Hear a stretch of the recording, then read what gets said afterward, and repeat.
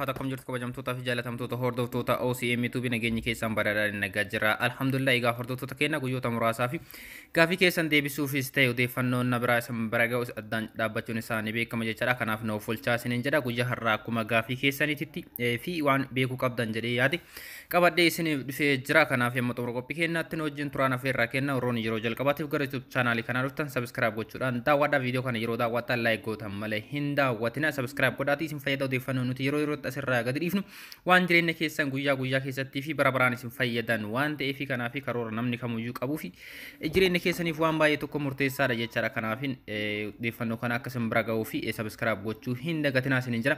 Egaa hiriyoota keessan biraan ga'uudhaafis share godhaatii nu cinaa dhaabbadhaa isiniin jira. Kanaaf odeeffannoon guyyaa har'aa qabadhee isiniif dhufe egaa mana kutaa sadii ijaaruudhaaf qarshii hammam nu gaafata mana kutaa sadii qabu mukaan ijaaruudhaaf jechaadha. Mana mukaan ijaarru kilaasii sadii keessa isaatii yookaan immoo kutaa sadii keessa isaatii ka qabu luukii meeqa taa'u kan immoo luukii meeqa ijaaruu nu gaafata mana kutaa sadii qabu kana jechaadha. Egaa saalooniin isaa yookaan immoo hagichisa bal'ina giddu galeessa kan qabu kutaawwan isaa bal'ina giddu galeessa kan qaban kutaa sadii kan qabu kana ijaaruudhaaf mukaan qarshii hammam nu gaafata jettee namoonni hedduun gana gaafachuun keessan ni yaadatama jechaadha. Egaa kanaaf deebisaa waan ta'e egaa odeeffannoo isaa walitti qaqqabee isin dhufee jira. Jalqaba isaa irraa kaasee mukarraa hamma simmintoo ashawaa fi meeshaalee isa keessatti barbaachisan hunda akkasumas immoo ogeessi mana kana ijaaru qarshii hammam akka nu gaafatuu fi meeshaalee bituus ta'e mana kana jalqaba isaa irraa kaafnee hamma xumuraatti ijaaru ogeessaaf qarshii kaffallu walumaa galatti qarshii hammam nu gaafata waan jiru deebii isaa qaqqabee isin dhufee jira jechaadha. Kanaaf manni kutaa sadii qabu kun yookaan keessa isaatii kutaa sadii qabu egaa asirratti wanti adda baafachuu qabdan kutaa isaa keessa manaatti malee alarraan kutaa kan qabu miti jechaadha. Egaa manicha kana gaafa ijaarru keessa isaatti kutaa sadii qaba alarraan kutaa tokkos hin qabu. Mana fincaanii alarraa qaba kutaa bultii keessa mana fincaaniif shaaworii qaba. Egaa manicha kana ijaaruudhaaf luukii 67 nu gaafata jechaadha. Manichi kun luukii 67tti baha.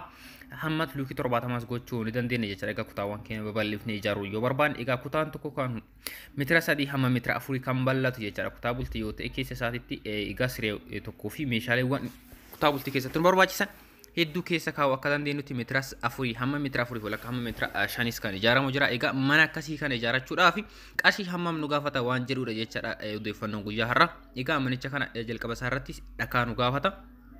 Dhagaan manicha kanaan ijaaru meetira kuubii 50 nu gaafata jechaadha. Gama qarshiitti yoo jijjiirru qarshii 30 nuuf gahuu ni danda'a jechaadha. Egaa dhagicha bituudhaaf qarshii 30 nu gaafata jechaadha. Kanaaf manichi kun jalqaba isaa irraa hamma xumuraatti mukaan kan jalqabame waan ta'eef manni mana kanaan ijaaru qarshii 48 nu gaafata jechaadha. Qarshii 48 kan immoo qarshii 48 qopheeffannaa muka manicha kana nu barbaachisu jalqaba isaa irraa kaasee hamma gubbaatti gosa muka hedduutu nu barbaachisa jechaadha. Mana ijaaru muka dhaabaa muka baqasne manatti ijaaru maagara gubbaaf jala isaa irratti nu gaafatu walumaa galatti qarshii mukaaf nu barbaachisu qarshii 48 hamma qarshii 50 qopheessinaan manicha kana muka nuuf gahu qopheessuu ni dandeenya yookaan immoo qarshiin kun nuuf gahuu ni danda'a jechaadha. Egaa itti aansuudhaan simmintootu gaafata jechaadha. Kanaaf simmintoo keessa isaas alaa isaa irra egaa saayizii inni qabu hunda isaarraan simmintoo rukutuudhaaf yookaan immoo bareechifnee lassannee midhaasuudhaaf kuntaala 135 nu gaafata jechaadha. Egaa yeroo kana gabaarratti simmintoon gatiin isaa hedduu dabaluu isaa isin biraan gahee jira. Gatiin isaa qarshii 700 gurguramaa jira jechaadha. Yeroo kana gabaarratti warroota magaalaa Finfinnee fi naannawaa sanitti argamtan qarshii 670 fi qarshii 580 argachuu ni dandeettan jedhee isinitti jira. Egaa naannoowwan hundatti wal fakkaataa miti waan ta'eef magaalaawwan biyya keenya keessatti hedduu keessatti fi magaalaawwan gara baadiyyaatti argaman keessatti qarshii 700 kan gurguramu waan ta'eef egaa herreega isaas qarshii makanaan isin hojjedhe jechaadha. Kuntaala 135 nu gaafata. Kuntaala 135 kana qarshii 700 yeroo baay'ee qarshii 94,500 nu gaafata jecha simmintoon qofti mana kanaan kan ijaaru kanuma mana luukii 67 kanuma mana of keessaa kutaa sadii qabu kan ijaaruudhaaf simmintoo kuntaala 135 nu gaafata. Gama qarshiitti jijjiirru qarshii 94,500 nu gaafata jechaadha.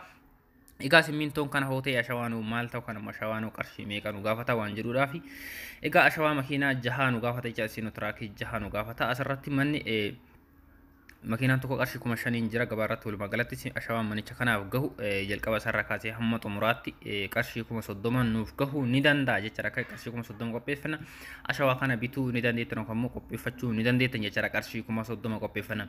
Egaa manicha kana lafa isaa irraa kaafne mukaan eega jalqabne dhokkee itti dhoofne ashawaa garafne simmintoo ashawaa erga garafne booda yookaan immoo erga itti rukunne booda balbala nu gaafate jechaadha. Egaa balballi kun kan alarraa fi kan keessattu jira. Keessa manaatti balbala tokkoo fi balbala lamas galfachuu ni dandeettan. Egaa balbala tokkoon isin hojjedhee jira.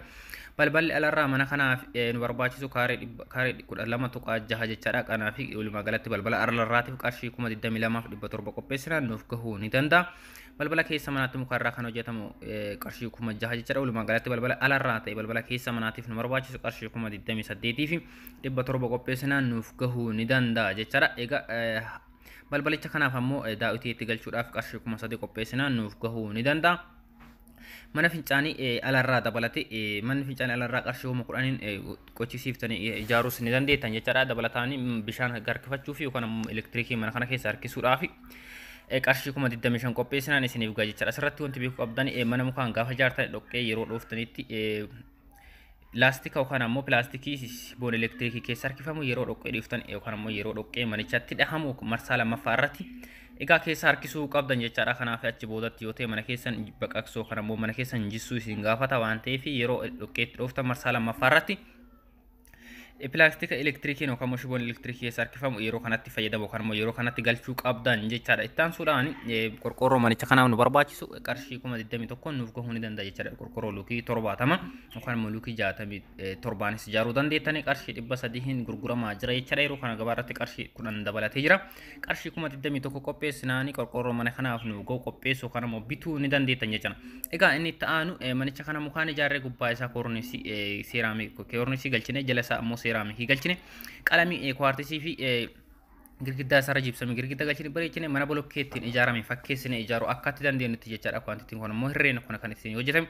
Egaa tartiibuma simbiraan gahaa jiruun seeraamikii yookaan ammoo koornisii simbiraan gahaa jechaadha. Koornisii manicha kanaaf gahu manichi kun kaasisaa kaaree 102 kaaree 102 kana koornisii galchuudhaaf koornisiin qarshii 25,500 qopheessinaan isiniif gahuu ni danda'a jechaadha. Koornisii bifa isaa bareedoo kan diizaayinii bareedoo fi keessanii filattanii ijaarsisuu kan ammoo galchisisuu ni dandeettan jechaadha. Kanaaf qarshii 25,500 qopheessinaan isiniif galuu ni danda'a jechaadha. Ittaan suudhaan seeraamikii jechaadha. Seeraamikii lafarraa galchuudhaaf hamma balbala afuutti galchuu barbaanne qarshii 30,600 qopheessinaan isiniif galchuu kan ammoo galfachuu ni dandeettan jechaadha. Kanaaf koornisii galchuudhaaf seeraamikii galchuudhaaf manicha luukii 70 kana keessisa kaaree baasuun yoo isin rakkisa ta'e kaaree 102 ta'a jechaadha. Kanaaf warroonni koornisii fi seeraamikii galchan kaareedhaan kan herreegatan waan ta'eef keessa mana keessanii safaranii asirratti wanti beekuu qabdan kaaree lafa keessanii osoo hin taane kaaree keessa mana keessaniiti jechaadha.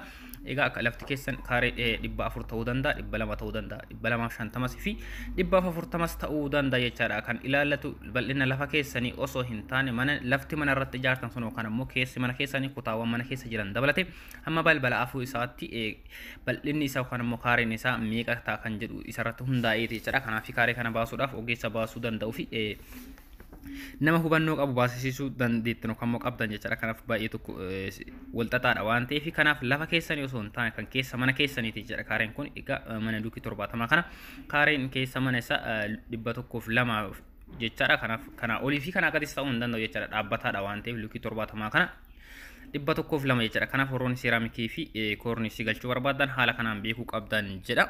Egaa ittaan suudhaan qalamiitu jira jechaadha. Qalamii alarraa bifa shakaraa yookaan ammoo bifa ismuuzii hin taane kan qabu jechaadha. Fi girgiddaa keessa manaatiin jibsamii girgiddaa ismuuzii kan ta'e galchuu kan dandeenye jechaadha. Walumaa galatti alarraas ta'e keessa manaatiif qarshii 15,000 isin gaafata jechaadha. Akkaataa ogeessitti hojjetetti egaa qarshii 15,000 qopheessinaan qalamii gosa kamiyyuu dibuu ni dandeettan jecha keessa manaatis ta'e ala manaa irra.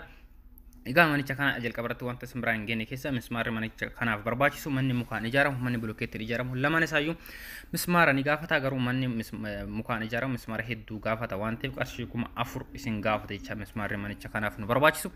Egaa walumaa galatti meeshaalee amma simbiraan gahaa ture kana gama qarshiitti yoo jirru bittaa meeshaaleetiif qofa qarshii 300 fi 66 qopheessinaani. Manicha kana ijaaruu kan ammoo meeshaalee manicha kana barbaachisan hunduma isaa qopheessuu ni dandeettan jechaadha. Egaa as keessatti wanti hir'isuu qabdan fakkeenyaaf warroonni muka ofii keessanii muka ofii keessaniitiin ijaarrattan yookaan ammoo warroonni muka hin binne jechaadha gatii mukaa keessa hirriftanii hammam akka isin gaafatu baasuu dandeettan walumaa galatti hirrinni kun kan itti hojjetame meeshaalee kamuu hin bittan yoo ta'edha jechaadha kanaaf namoonni hedduun meeshaalee hunda bittanii mukas ta'e meeshaalee kaawwan bittanii itti fayyadamtan waan ta'eef walumaa galatti meeshaalee manicha luukii 70 kana yookaan ammoo keessi isaa kutaa 3 kan qabuu fi saalooniin yookaan hagichi isaa meetira 7 kan dheeratu kan ijaaruudhaaf bittaa meeshaalee qofaaf qarshii 366 isin gaafata jechaadha. Egaa ogeessi manicha kana nu ijaaru gatiin ogeessa mana mukaa fi bolokkeettii gatiin ittiin ijaaran gara garaa jechaadha. Kanaaf kan bolokkeettiin ijaaran qarshiin isaas ol ka'a. Egaa adaamaan qorqorroon kan ijaaranis qarshiin isaa ol ka'a jechaadha. Kanaaf kun mukaa fi qorqorroo adaamaa osoo hin taane qorqorroo normaaliidhaan kan ijaarame jechaadha. Kanaaf ogeessi manicha kana nu ijaaru qarshii 100 qopheessinaan ogeessi manicha kana bifa bareedaa ta'een nu ijaaruu ni danda'a jechaadha. Jalqaba sarara kaasee hamma xumura qalamii dibee nutti kennutti. walumaa galatti qarshii ogeessaaf kaffallu ta'ee bittaa meeshaalee ta'eef qarshii baafnu walumaa galatti qarshii 4,466 qopheessinaan manicha luukii 70 yookaan immoo manicha keessa kutaa 3 qabu kana ijaarree xumuruu ni dandeenya jechuudha. walumaa galatti qarshii 4,466 nu gaafate jechuudha. Egaa akka kabajamtootaa fi jaalatamtoota hordoftoota keenya odeeffannoon guyyaa har'aa qabadhee isin dhufe kan hanga ammaa isin biraan gahaa jiru kana viidiyoo itti aanutti odeeffannoo kana fakkaatu kan biraa qabanne hamma walitti deebinutti nageenya keenya bakka jirtanitti isin haa qaqqabu.